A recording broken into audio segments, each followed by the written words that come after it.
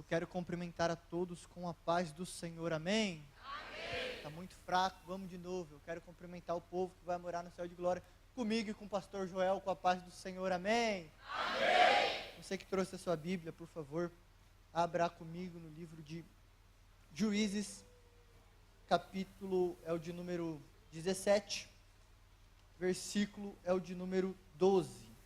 Juízes 17, 12. Enquanto os irmãos procuram, quero ser grato a Deus por nos conceder mais uma rica oportunidade de poder pregar a palavra dele e conhecer mais uma parte do povo que vai morar no céu de glória.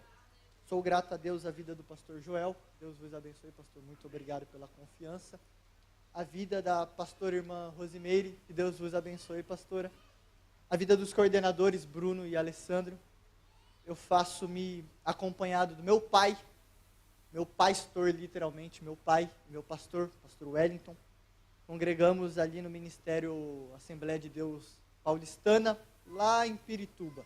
É um pouco longe, talvez os irmãos não conheçam, mas congregamos ali em Pirituba, na Vila Mangaló. Trago a paz do meu pastor setorial, pastor Marcelo Gomes. Quantos recebem, pode confirmar dizendo amém? Amém. Quantos encontraram Juízes 17, 18, pode confirmar com mais um amém? Amém. Vamos ler. E Mica consagrou o levita, e o moço se tornou um sacerdote e ficou na casa de Mica. Vamos mais uma vez. E Mica consagrou o levita, e o moço se tornou um sacerdote e ficou na casa de Mica. Antes de você se assentar, procure o jovem, procure o irmão, procure a irmã mais bonita, mais cheirosa que tenha do seu lado. Procure alguém. E diga para ela, diga para ele com voz de profeta: decisões decidem destinos. Fala mais uma vez para ficar gravado na mente. Decisões decidem destinos. Podei vos assentar. Se vocês entenderem o poder dessa frase, vocês já entenderam a mensagem. É sobre ela que eu quero falar essa noite. É sobre ela que eu quero falar essa noite. Decisões decidem destinos. Você já parou para pensar, ou já parou para analisar por que algumas pessoas crescem, avançam, prosperam de forma inexplicável? Você já parou para analisar o porquê da ideia de algumas famílias prosperarem, avançarem de forma que não tem como ser explicada, e enquanto outras famílias estão quebradas, estão rachadas, estão falidas, enquanto há outras pessoas que não têm um dinheiro para comprar uma coxinha sequer? Você já parou para analisar o porquê da ideia de existirem alguns comércios, talvez de bairro, que estão crescendo, abrindo novas franquias, abrindo novas lojas, enquanto há outras grandes franquias que estão quebrando, estão fechando, estão falindo? O que determina a ideia de que existem algumas pessoas que dentro do ministério estão sendo prósperas, estão sendo abençoadas, as portas estão se abrindo, enquanto há outras que as portas estão fechadas. Talvez você conhece um pregador que ouviu ele por uma vez, você gostou, procurou, ouviu a segunda e era melhor ter ficado na primeira vez. Um cantor que na primeira vez que você ouviu cantando, ele deu lugar, ele bradou na terra. Na segunda vez era melhor ter deixado só na primeira. O que determina a ideia de que existem algumas pessoas que estão acima do peso e não reconhecem isso, e falam: não, talvez é a culpa da correria, talvez é a culpa do dia a dia, que eu não consigo preparar a marmita fitness para deixar no congelador, e inventa um monte de desculpa, e quando vai ver, a pessoa só come coisa que não faz ela emagrecer, só come coisa que faz ela engordar. O que determina a ideia de que existem algumas pessoas no nosso meio que está frio espiritualmente, enquanto há outras que num culto como esse, ergue a mão, dá um grito, dá um salto da cadeira, dá um glória um pouco mais alto, sente um arrepio diferente. O que determina a ideia de talvez você, que um dia já orou de uma forma que você mesmo não conseguia explicar a vontade que você tinha de orar, e hoje não ora mais. Você jejuava 24 horas, 3 dias, uma semana, e hoje você jejua meia-noite, você acorda às 7 horas, fala, entreguei meu jejum, está tudo certo, eu vou comer. O que determina a ideia de existirem pessoas que leram a Bíblia talvez ano passado, do começo ao fim, e esse ano falar, não, esse ano passado eu já li, esse ano não precisa, eu já sei o que está escrito, e está tudo certo. O que determina todas essas ideias, o que determina a ideia de que existem alguns obreiros, que já foram um dia obreiros bons, obreiros de valor, e hoje faz cara feia para o pastor passa e o pastor aí de novo. O que determina todas essas ideias? Talvez você pense que todas essas ideias, ou todos esses questionamentos que eu acabei de fazer, seja uma resposta muito difícil, muito complexa de ser dada, que tem que ser procurada num livro de história, lá da Grécia Antiga, da Roma Antiga. Só que eu digo para você que a resposta para todos esses questionamentos é muito simples, é muito objetiva, foi aquilo que eu pedi para você dizer: decisões decidem destinos. Nós somos resultados de decisões. Nós somos resultados de decisões. A gente é aquilo que a gente decide ser, e ponto, não tem acordo. Aquilo que a gente é hoje, a gente decidiu ser ontem. Aquilo que seremos amanhã é fruto, é reflexo da decisão que tomamos hoje. A gente somos reflexo das nossas escolhas. Nós escolhemos aquilo que decidimos. Meu pai, todo momento ofertório que ele faz, ele usa um exemplo lá na congregação que a gente congrega, e eu gosto muito desse exemplo, e ele serve exatamente para esse momento. Júnior, o quê? Um agricultor que quer colher maçã, ele não vai plantar sementes de morango, porque não dá certo. Se você planta sementes de morango, obviamente você vai colher morangos, não maçã. Então, se você quer plantar ou colher maçã, você precisa colher e plantar maçã. É mais ou menos da nossa vida. Se você quer ter um ano abençoado, uma vida próspera, um relacionamento com Deus incontestável, por onde você passa, as pessoas olham e falam, essa pessoa, essa moça, esse irmão é cheio, é crente de verdade. Para isso, você precisa tomar e escolher as melhores decisões para se tomar. Só que sobre as decisões, existe algo muito poderoso e complexo de ser entendido, que muitas das pessoas que são crentes, que estão no nosso meio, não entendem. Júnior, o quê? O poder da autorresponsabilidade. O poder da autorresponsabilidade. Júnior, me explique melhor. Eu explico. A autorresponsabilidade é não terceirizar a culpa, é assumir a culpa. Eu sei que aqui não tem, é só lá onde eu congrego. É frase de pregador, né, pastor? Eu conheço gente que poderia, ou quando está à frente de um trabalho, quando o trabalho está dando certo, quando o trabalho está fluindo, quando está andando, quando está cheio, quando tem poder de Deus, quando a igreja reage, quando a pregação termina naquele mover que a gente gosta, ele bate no peito, ele fala, eu sou o cara, eu consegui, é porque eu estou na frente, eu fiz isso, eu coloquei a mão, eu intercedi, eu orei, eu que chamei, eu que fiz, se não fosse eu, não teria acontecido. Só que aí quando as coisas começam a apertar um pouco, quando as coisas começam a dar um pouquinho mais errado, o povo já não reage da forma que ele esperava, o povo já não levanta a mão da forma que ele queria, ele começa a terceirizar a culpa. Ele fala, não, mas a culpa da pregação não ter dado certo foi dos músicos que não me acompanharam, a culpa do hino, da regente não ter ficado boa, foi a irmã que ela colocou para solar, que não sabe nada de nada, os músicos estavam em ré, a gente estava em sol, e a igreja estava com dó. Ele sempre procura alguém para terceirizar a culpa. Isso não é coisa de gente madura. Gente madura entende o poder da autorresponsabilidade, entende o poder da autorresponsabilidade. Júnior, onde eu entendo o poder da autorresponsabilidade na minha vida? É parar de terceirizar a culpa, que a culpa é sua, e colocar nos outros. Júnior, mas eu lá em casa é um problema, é meus pais que ficam brigando comigo nessa fase de adolescente, é isso, é eles. Não, o problema é seu, a culpa é sua. Júnior, mas aqui na igreja não tem espaço, é todo mundo menos eu.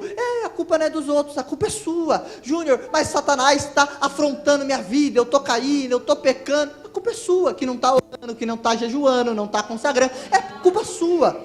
Esse é o poder da autorresponsabilidade, é isso, a culpa é sua, a escolha é sua, o destino também é seu, é isso, é o poder da autorresponsabilidade. Você é totalmente responsável responsável pelas suas decisões. Ninguém escolhe, ninguém decide por você. O fato de você estar aqui hoje, sábado, 8h30 da noite, talvez você poderia estar comendo um hambúrguer junto com algum outro amigo. Talvez você olhe algumas cadeiras do lado, elas estão vazias porque alguém decidiu ficar com outros afazeres, mas você decidiu sair da sua casa, abriu o guarda-roupa, colocou a melhor roupa, falou: hoje eu decido dar lugar, hoje eu vou decidir dar o melhor glória. Eu tenho como convicção, essa noite eu prego para uma geração de adolescentes e jovens que decidiram viver uma vida perante Cristo, uma vida reta, uma vida correta. Se essa noite tem adoradores aqui, me dê um sinal. É o poder da autorresponsabilidade. Ao olhar para o texto que lemos, sendo melhor, ao olhar para o começo do capítulo de número 17, a Bíblia descreve para a gente, tanto no 17 quanto no 18, que aquele período a qual está inserido o povo de Israel, não havia rei. Tanto que, no capítulo de número 17, no verso de número 6, a Bíblia descreve para a gente, naqueles dias, não havia rei em Israel. Por isso, cada homem fazia aquilo que era certo aos seus próprios olhos. O capítulo 18, ele já começa dizendo para a gente de novo, reafirmando que naquele tempo, naqueles dias, não havia rei em Israel. E isso, cada um fazia o que achava bom, cada um fazia aquilo que era melhor para si. Cada um fazia aquilo que achava bom ser feito. E isso não é ausência de governo. Isso não é ausência de lado político direita, lado política esquerda, é apertar 22 na urna. Isso não é falta disso. Isso de fato é ausência de uma referência espiritual. É ausência de temor. É ausência de uma direção espiritual. É ausência de um pastor para liderar e governar o povo. É isso que o texto está querendo dizer para a gente.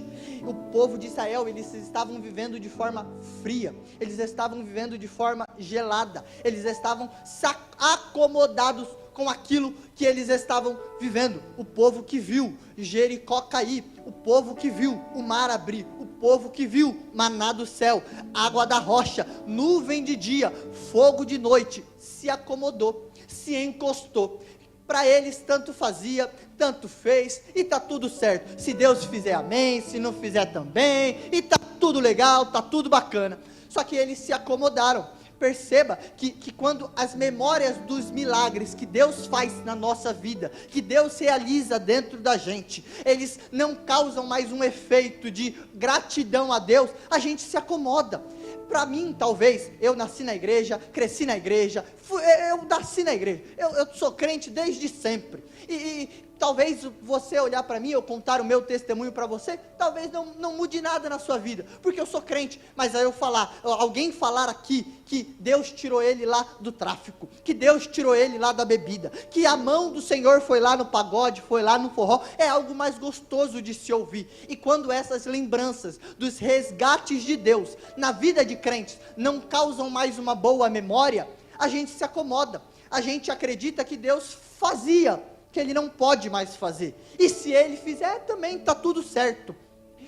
E a gente está inserido dentro desse ambiente, dentro desse texto, dentro desse contexto, dentro desse pretexto, de que naquela época, naquele período, não havia rei em Israel. E o primeiro personagem que a Bíblia apresenta para a gente, dentro do capítulo de número 17 do livro de Juízes, tem por nome chamado Mica. Mica era um homem problemático, Mica era um homem difícil de lidar, Mica era um homem complicado. Eu vou contar para... Pense em um rapaz complicado. Ele era complicado. Só por ele ser efraimita, ele já era complicado. O ambiente a qual ele foi inserido, a qual ele cresceu, a qual ele nasceu, já era um ambiente turbulento, já era um ambiente complicado. Então, geralmente, quem vem de ambientes complicados, tende a ser pessoas difíceis de serem lidadas. Esse moço já nasce num ambiente espiritualmente desajustado, desproporcional para ele. A primeira atitude, ou a primeira ação desse moço, dentro do texto que a gente leu, é roubar a sua própria mãe. Perceba que ele é problemático ao ponto de roubar a mulher que o amamentou, que o cuidou dele, que quando ele estava jogando bola na rua, ele ralou o joelho, ela levou para casa, cuidou dele, passou aquele mertiolate ardido, que doía até umas horas, ela cuidava, ela zelava por ele. E esse moço, esse homem problemático, ele rouba a sua mãe, ele rouba ela. E quando sua mãe, a segunda personagem de dentro desse texto, percebe que ela foi roubada, ela amaldiçoa quem o rouba. Eu imagino, a mente do pregador vai longe essa hora, eu imagino ela olhando e dizendo: maldito seja aquele que me roubou, que Deus o amaldiçoe, que Deus faça o que tem que fazer. Só que aí Mica, olhando a situação, decide chegar para ela, decide falar: mãe, fui eu quem o roubei, fui eu quem peguei, fui eu quem tirei, sabe aquilo que estava aqui, eu tirei daqui, coloquei aqui, fui eu.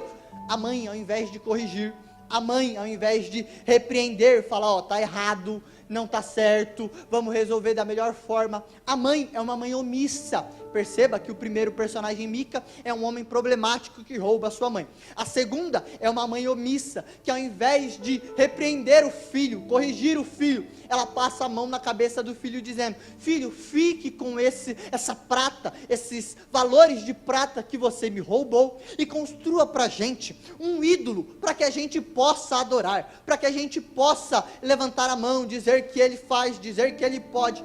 E ele faz isso. No meio dessa história, no meio desse contexto todo, existe um jovem belemita, que é da terra de Belém. Esse jovem levita, esse jovem, ele é acostumado com fogo. Esse jovem é acostumado com levantar a mão, dar um grito de glória, dar um salto da cadeira, fazer aquela oração fervorosa que a gente gosta. Esse jovem está acostumado com isso. Só que esse jovem chega um dia que ele olha para a situação que ele está vivendo e fala: eu vou sair de Belém, eu vou sair daqui e vou peregrinar pela terra, para achar um local, para achar um lugar, aonde eu possa edificar a minha casa, edificar a minha morada. Ele começa a peregrinar pela terra. E perceba que Deus não falou nada, que Deus não usou um profeta, que Deus não levantou uma profetisa no meio da congregação para dizer: eis que te digo da parte de Deus, pega as tuas coisas e vais. Não, Deus está preparando um novo tempo para você, num outro lugar, num outro ambiente. Não, ele pega suas coisas, ele enche a bolsa de mantimento, ele coloca tudo dentro, joga a bolsa nas costas e vai.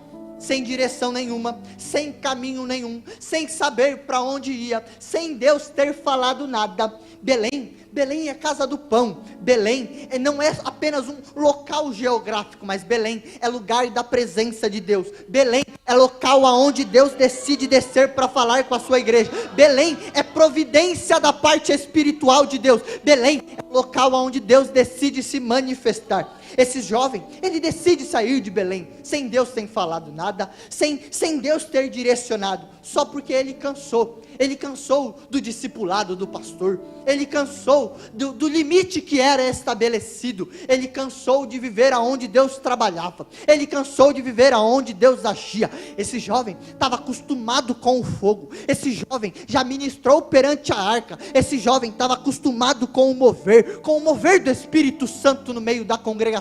Esse jovem, ele já estava acostumado a orar de forma que os demônios batiam em retirada. Esse jovem já estava acostumado a pregar aquela palavra poderosa. Esse jovem já estava acostumado com tudo isso, mas ele cansou de viver tudo isso. Ele cansou de viver da providência de Deus. Ele cansou de viver daquilo que Deus fazia e trabalhava no meio do povo. Ele cansou. Ele se acostumou com o fogo, ele se acostumou com o manto, e para ele era apenas mais um culto normal. Ele se acostumou.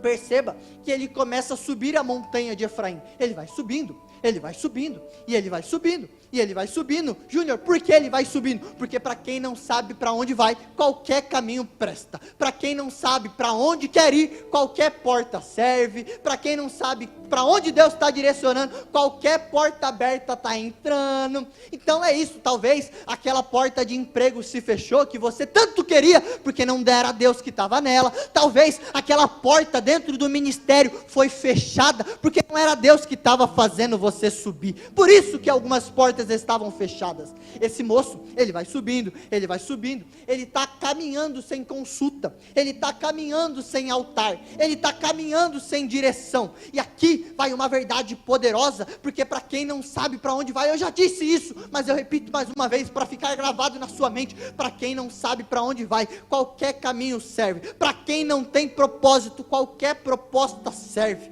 É isso que esse jovem está vivendo. Ele está subindo, ele está crescendo, ele está avançando, ele está indo, mas subir não é sinônimo de aprovação da parte de Deus. O que adianta subir, ficar mais alto do que todo mundo? Do que adianta pregar como todo mundo e ninguém prega como você, melhor dizendo? O que adianta subir aqui, cantar um hino poderoso que nem a irmã lá atrás cantou, mas sair daqui? Não é Deus que está conduzindo. Você está cheio de estratégias, cheio de trejeitos para conquistar o glória da igreja, mas não é Deus quem está na frente, não é Deus quem está conduzindo. O que adianta ter portas abertas se não foi Deus quem abriu? Do que adianta ter tudo isso? Por isso que subir não necessariamente é sinônimo de que Deus está fazendo você subir. Eu prefiro ser que nem Ezequiel, do que ser que nem esse moço. Júnior, como? Eu prefiro ser levado pela mão do Espírito até o deserto, cheio de ossos secos, do que subir a montanha de Efraim sem direção de Deus.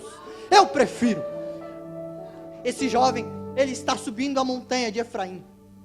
Ele chega na casa de Mica. Mica escancara as portas da casa dele para esse jovem, dizendo: vem ser meu sacerdote, vem cuidar do meu templo, vem ministrar perante ao meu ídolo de prata, vem pregar perante a essa estátua que eu fiz, vem cuidar do templo, vem zelar daqui.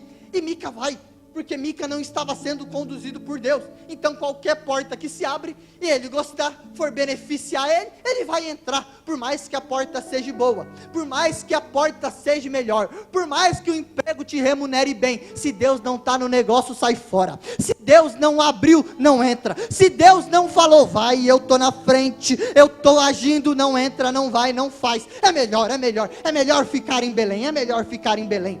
Esse moço que um dia ministrou perante a arca da aliança, esse moço que um dia ministrou perante uma arca e sentiu o poder, a glória de Deus, agora está ministrando sobre um ídolo, está ministrando sobre algo vazio, algo que é só bonito por fora, mas por dentro é vazio, que não vai fazer milagre, que não vai restituir família, que não vai batizar povo com o Espírito Santo, que não vai fazer curas que ninguém, nem a medicina consegue explicar. Esse moço está ministrando perante a um ídolo vazio. Esse moço está ministrando perante a um ídolo de prata. E sendo bem sincero para vocês, é mais fácil ministrar perante ao ídolo de Mica do que ministrar perante a arca. Júnior, por quê? Porque o ídolo é vazio. O ídolo é só mais uma estátua qualquer. Aqui não, aqui o negócio é sério. Aqui tem lei, aqui tem regras a ser seguidas, aqui tem ordenanças do pastor que tem que ser cumpridas, independente da situação. Você gostando ou não, tem que cumprir. Na arca tem vara, na arca tem lei, na arca tem maná. Por isso que é mais fácil ministrar perante ao ídolo de Mica, o ídolo lá do mundo, do que ministrar perante a arca, do que ministrar aqui dentro. É muito mais difícil estar aqui dentro. Perceba que Belém não era mais o suficiente para ele. Belém não estava mais agradando ao gosto desse jovem. Ele decide sair de Belém. Aonde havia presença, havia limite, e ele não gosta de limite. Aonde há presença de Deus, há correção. E tem jovens no nosso meio que não gostam de ser corrigidos, gosta de viver uma vida pecaminosa e levando a vida do jeito que está. E está tudo certo, está tudo bem. Se deu, se não deu, está dando e está indo. Não gostam de correção. Esse jovem é que nem alguns no nosso meio, que aonde há aliança, a renúncia, não gostam de renunciar a algumas coisas, não gostam de deixar amizades, não gostam de deixar pessoas que ficaram presas no passado. Deixe o passado para lá. O que passou, passou. O que aconteceu, aconteceu. Hoje é um novo dia, um novo tempo. A Bíblia diz para a gente, Paulo deixa um conselho para a igreja, e é que me esquecendo das coisas que para trás ficam. O que passou, passou. O que aconteceu, aconteceu. Passou. E Júnior, eu faço o quê? E é que avançando, para onde? Para o alvo da plena, soberana vocação em Cristo Jesus. O que passou, passou. Hoje é o dia mais importante da nossa vida. Não tem outro dia mais importante do que o dia de hoje. O ontem a gente não consegue mudar. O que foi feito ontem foi feito, não tem como alterar. Agora o amanhã, meu irmão, o amanhã nunca chega. A gente vai dormir hoje, vai acordar e vai ser hoje de novo. Quando der meia-noite no relógio, já é hoje de novo. O amanhã ficou para o amanhã. Esse jovem, ele decidiu sair da casa de Belém, ou do período geográfico, do espaço geográfico Belém, para ir viver algo novo, para ir fazer alguma coisa nova. Perceba que o tempo sempre passa, o tempo sempre vai passar, não tem muito mais, não tem segredo, o tempo passa, o tempo vai passar. Talvez você olhe para a sua vida, para o jeito que você está hoje, há 10, 15 anos atrás, para os mais de idade, talvez você é um pouco mais novo, jovem que nem eu, há uns 5, 6 anos atrás, e você não imaginava chegar aonde chegou. Você não imaginava as portas que se abriram e se fecharam no meio do caminho. Talvez você não imaginava que aquela sua melhor amiga de 2020, 2019, nem olharia na sua cara em 2026. Por isso que eu digo que o tempo sempre passa. O tempo sempre vai passar. Passando-se o tempo, uma tribo da repartição lá das terras de Josué, que ficaram sem terra, a tribo de Dan, elas decidem fazer a mesma coisa desse jovem.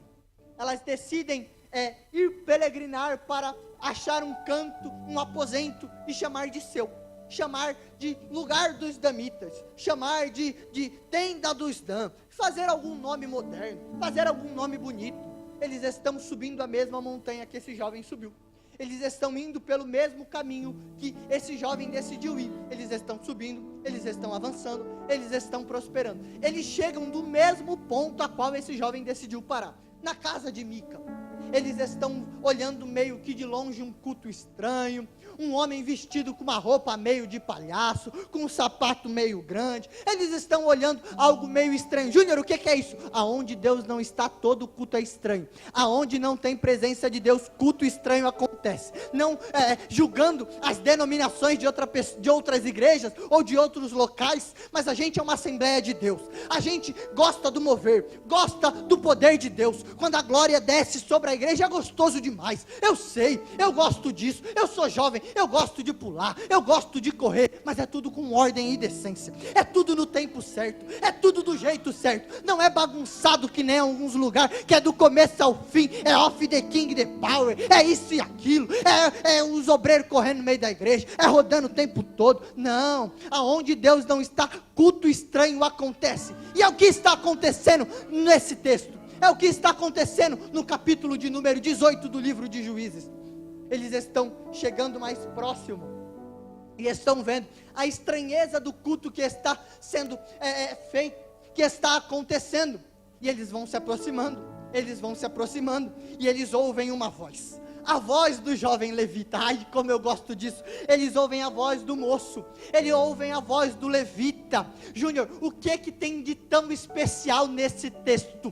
A roupa a gente pode mudar, a gravata a gente pode colocar a mais bonita, o terno pode ser o mais chique, o sapato pode ser aquele da sola vermelha que eu sei que é caro, a maquiagem pode ser a da Bianca Boca Rosa, da Mary Kay, seja lá de quem for, mas a tua língua te denuncia. Você pode mudar o jeito, você pode mudar a aparência, você pode disfarçar tudo, mas a tua língua fala: você é da Assembleia de Deus, lá do Belém, do setor 15, lá aonde o pastor Joel pastoreia, não é?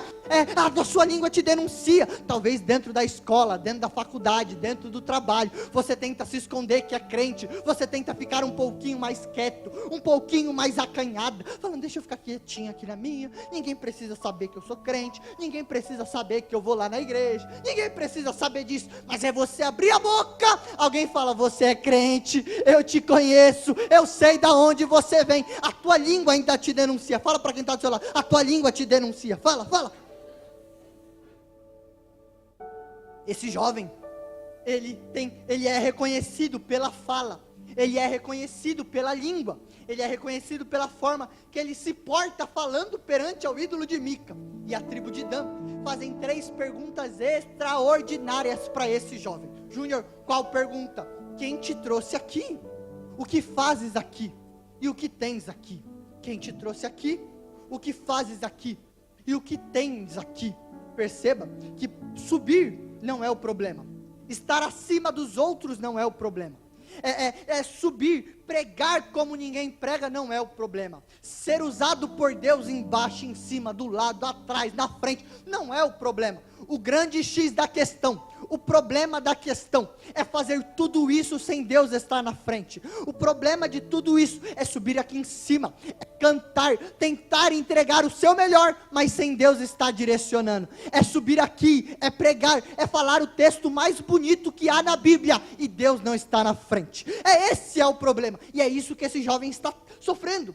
É isso que esse jovem está passando. Ele está dentro da casa de Mica, cantando, pregando, orando, falando perante ao ídolo, mas Deus não está na frente, Deus não está no negócio, Deus não está na direção da coisa. Eu tenho uma palavra para a vida de crentes que entraram aqui essa noite precisando de uma resposta, e tem um glória a Deus na boca para entregar e uma mão para levantar. Júnior, qual é a palavra? É melhor ficar na casa do pão, ficar em Belém, por mais que está na crise, por mais que está na dificuldade, por mais que as coisas não estão dos melhores jeitos, é melhor ficar com Deus em Belém do que com o diabo na montanha. É muito melhor. O Espírito Santo me traz aqui para perguntar para a vida de crentes: o que fazes aqui? O que tens aqui? E quem te trouxe aqui? Pastor, eu não consigo entender as pessoas que saem da casa de Belém e decidem ir lá para a casa de Mica. Porque, sendo bem sincero, é muito mais fácil estar na casa de Mica, é muito mais agradável, porque lá não tem lei, lá não tem vara, lá não tem maná, lá não tem providência de Deus. Eu vou continuar falando até você reagir. Lá não tem bênção, lá não tem nuvem, lá não tem fogo à noite, lá não tem nada, porque lá é um ídolo vazio, lá é um ídolo oco por dentro. Pode ser bonito por fora, mas é vazio por dentro. Aqui em Belém tem tudo, tem providência de Deus para a sua vida, tem portas abertas para a sua vida, tem restauração na família, tem crentes sendo cheios e batizados pelo Espírito Santo de Deus. Aqui em Belém, lá não tem, aqui tem. O Espírito Santo me traz aqui para dizer e perguntar para esse tipo de pessoa que decidiu sair de Belém, decidiu sair da casa do pão, decidiu arredar o pé daqui, decidiu sair daqui e viver lá fora. E eles, ao invés de decidirem permanecer no local, por mais que a crise veio, por mais que o problema veio, por mais que a enfermidade bateu na porta, por mais que ficaram numa cama de UTI por dias, decidiram sair, decidiram ir para a casa de Mica. Eu te faço uma pergunta, na verdade 3, quem te trouxe aqui? O que tens aqui? E o que fazes aqui? Eu disse para você falar para o irmão que está do seu lado lá no começo da mensagem: decisões decidem destinos. Existem pessoas em nosso meio que estão meio divididos entre algumas decisões para serem tomadas. Não sabe se decide sair daqui e procurar um outro lugar, procurar uma outra igreja. Mas existem pessoas que estão aqui decididos a ficar aqui. Daqui eu estou, eu não saio, eu não tiro o pé daqui, nada me tira daqui. Pode vir o vento que for, pode as portas se fecharem, eu não saio daqui. Eu tenho uma palavra para a sua vida: Deus honrará a sua decisão, Deus te dará força para manter a sua decisão, independente das crises que se levantarem, independente dos problemas que vierem. Deus honrará e ajudará a sua decisão a se manter.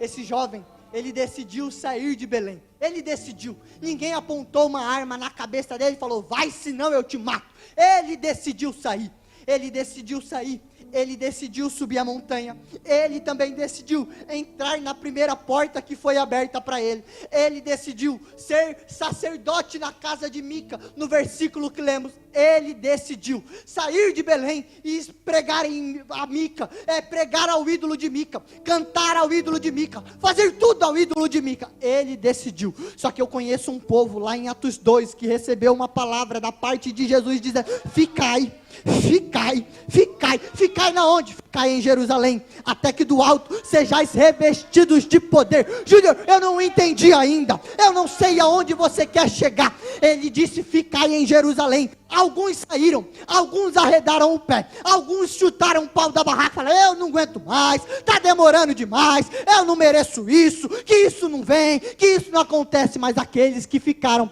e todos que estavam reunidos no mesmo lugar, foram cheios. Eles foram cheios. Ele não diz alguns, ele não diz os que estavam assentados aqui perto dos músicos, ele não disse os do altar, ele disse todos. Ele disse todos, desde lá da galeria até aqui, desde o mais alto ao mais baixo, do mais magro ao mais gordo, todos foram cheios do Espírito Santo de Deus. Júnior, qual é a mensagem para a minha vida essa noite? Qual é a mensagem para eu sair daqui, parar na pizzaria e ficar refletindo sobre a mensagem? Lá vai a mensagem da parte de Deus para a vida de alguém que decidiu entrar aqui ouvindo e procurando uma palavra. Júnior, qual é a palavra? Deus vai te encher do teu Espírito Santo, mas basta você decidir ficar. A crise pode vir, o desemprego pode vir, as portas podem se fechar, mas você só vai ser cheio, você só vai ser usado se decidir ficar, se decidir sair, ir para o mundo, encher a cara, beber, fumar, tomar da 1 até a 51. Deus não enche, Deus não renova, Deus não cuida da casa. Mas aqueles que decidiram ficar aqui, em meio à tempestade que se levantou contra o barco, em meio às dificuldades que surgiram no meio do percalço, eu tenho uma palavra de Deus para a sua vida. Júnior, qual é a mensagem? Você será usado por Deus ainda esse ano. Júnior, nós estamos no começo do ano, Deus vai te usar de uma forma esse ano, que você não tem como explicar. A única coisa que você vai dizer vai ser, eu decidi ficar, e Ele me usou, Ele me encheu. No próximo culto da juventude, você vai subir aqui, vai pregar, vai cantar, vão olhar para você e vão falar, rapaz, você cantou de uma forma que ninguém sabe explicar, você pregou de uma forma que ninguém sabe explicar. Você vai dizer, foi a decisão de ter ficado, foi a decisão de ter me mantido aqui nesse espaço geográfico, é a decisão de se manter perante a Deus e não ao ídolo de Mica. Muitos saíram do caminho, muitos se desviaram no meio do percalço. Talvez quando você veio aqui à frente, levantou a mão, falou, eu aceito, eu declaro Jesus como meu único e suficiente Salvador. As pessoas que estavam aqui com você, talvez vieram 3, 4, 10, 15, 20, 40, juntos com você. Você olha para o lado, hoje não vê mais ninguém, só você está aqui. Talvez lá na sua casa, você é o único ou a única que decidiu permanecer perante a dificuldade. Eu conheço os crentes que desde a época da pandemia está falando, não, mas o culto online é melhor, que é melhor ficar assistindo de casa sentado, que é melhor ofertar aqui mesmo para mim mesmo, e está tudo bem, está tudo certo. Eles decidiram sair, mas você que decidiu ficar, eu quero orar pela sua vida, sentado mesmo. Você que pode, pegue na mão do seu irmão, eu vou orar pela vida de vocês, você vai orar pela vida do seu irmão que está do seu lado. Júnior, com qual propósito, com qual ideia? Para que o Espírito Santo de Deus use essa pessoa, tome essa pessoa de uma forma que ninguém sabe explicar. Mas Júnior, por quê? Porque você também vai orar, pedindo para que Deus dê forças para ela manter a decisão de ficar em Belém, manter a decisão de permanecer na casa de Deus, manter a decisão de estar aqui nos dias de culto, talvez na segunda, na terça, na quarta, na quinta, na sexta, no sábado, no domingo pela manhã, no domingo à noite, e lá para a sede, estar firme com Deus, estar firme com Cristo. Você vai orar pela vida dela, eu vou orar pela sua vida, mas é aquela oração fervorosa, é aquela oração poderosa. Eu tenho 30 segundos para orar pela vida de vocês, eu tenho 30 segundos, feche seus olhos e comece a orar pela vida dela, comece a orar pela vida dele, comece, eu ouvindo vocês orar, eu começo a orar também. Pai, Senhor bendito e santo, a sua mensagem foi pregada, Pai. Eu apresento a vida desses irmãos que estão aqui agora, Pai, clamando, intercedendo um pela vida dos outros, ó Deus. Pai, Senhor bendito e santo, que o Senhor abençoe a decisão deles de permanecerem perante a Ti, Pai. Que o Senhor possa dar força, vigor, que o Senhor possa revestir cada um deles, Pai. Que a partir de hoje, eles possam começar a ser cheios da tua graça, assim como o Senhor encheu lá em Atos 2, que eles possam começar a ser usados de uma tal maneira, Pai, que o Senhor comece a batizar, a tomar, a renovar, precisa de renovo, Pai, que o Senhor use cada um deles, do mais novo ao mais velho, os adolescentes e os jovens, Pai, as irmãs também, os varões também, os obreiros aqui em cima também, Pai, que esse ano possa ser um ano de decisão de permanência, para a vida de crentes da igreja do setor 15 do Belém, Pai, eu prego e oro pela vida de cada um deles aqui, Pai, que o Senhor abençoa, que o Senhor revista, que o Senhor dê força, que pode vir as propostas que vierem, mas o Senhor mantém a vida deles firmes no altar, pregadas no altar, que pode vir as crises que for, as dificuldades que for, os levantes que vier de Satanás contra a vida deles, eu profetizo sobre a vida deles que estão orando, Pai, todo levante, todo projeto, toda armadilha de Satanás contra a vida deles, bate em retirada, cai agora, cai por terra agora, e cumpre-se aquilo que está escrito na Bíblia, toda armadilha preparada contra a sua casa, contra a sua família, contra os teus, não vai prevalecer. Deus abençoe. Você que orou comigo, você que orou comigo essa noite, eu quero fazer uma pergunta, na verdade 4 perguntas. Júnior, quais são essas 4 perguntas? Quem te trouxe aqui? O que tens aqui? O que fazes aqui? Júnior, só foi 3, qual é a 4ª? Você, que alguém te trouxe aqui, que veio ver o que acontece aqui, e o que tem aqui, eu quero te fazer uma pergunta. Júnior, qual? Você que ouviu essa mensagem, viu o decorrer desse culto, viu os louvores que foram entoados, pedindo para que o céu descesse, pedindo para que o Senhor voltasse, deseja e aceita, ou quer reconciliar com Cristo essa noite, erga sua mão, me dá um sinal, iremos orar pela sua vida. Se há alguém em nosso meio, manifeste-se com uma mão levantada, dizendo que deseja aceitar, reconciliar com Cristo essa noite. Talvez essa possa ser a sua última oportunidade, talvez, a gente não sabe o dia de amanhã. Eu conto uma rápida história dentro desse momento. Eu tinha um amigo que morreu no final do ano passado. Ele ia para a igreja, pastor, ele congregava, ele era primo de um amigo nosso que é regente dos adolescentes. Ele estava lá quase todo culto, mas sempre que a gente perguntava para ele: Gabriel, vamos aceitar Jesus, Gabriel, vamos lá na frente, o pastor está fazendo um apelo, vamos lá, Gabriel. Ele: não, vamos outro dia, outro tempo, amanhã eu tenho o meu pagode, na terça eu tenho futebol, outro dia eu venho, outro dia eu volto, outro dia eu aceito. Quando foi na quarta-feira, a gente foi jogar bola à noite, toda quarta, a gente conversando, brincando. Aí chegou na quinta pela manhã, a gente não conversamos. Na sexta-feira pela manhã, comentamos do futebol de quarta. Chegou na sexta-feira à noite, eu recebo uma mensagem falando: Juninho, você não sabe o que é que aconteceu. Eu falei: o quê? O que aconteceu? Todo espantado, todo feliz, achando que era uma notícia boa. Falaram: o Gabriel morreu. Eu falei: não é possível. Eu estava com ele na quarta. Meu único desejo e meu único pedido a Deus é que no último momento da vida dele, ele possa ter aceitado e se reconciliado com a vida de Cristo. Por isso que eu estou falando, talvez possa ser a sua última oportunidade. Há alguém em nosso meio que decide aceitar, decide voltar a Cristo essa noite. As mãos levantadas, as mãos abaixadas dizem que não. Então eu devolvo a oportunidade ao pastor Joel. Pastor, muito obrigado.